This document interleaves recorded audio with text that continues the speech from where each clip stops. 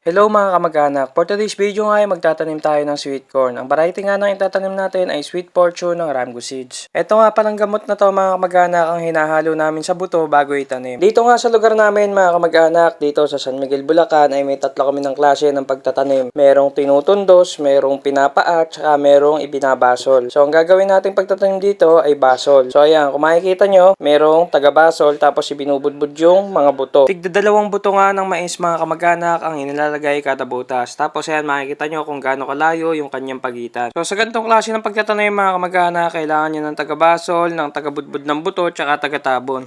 So pagtatabon yan mga kamag-anak, pupunuin nyo lang yung butas nung basol. Ayan, ganyan lang. Pupuingin nyo lang siya. Hindi nyo na kailangan siksikin. Baka naman mauna yung tabon mo binata bago ibuto ha.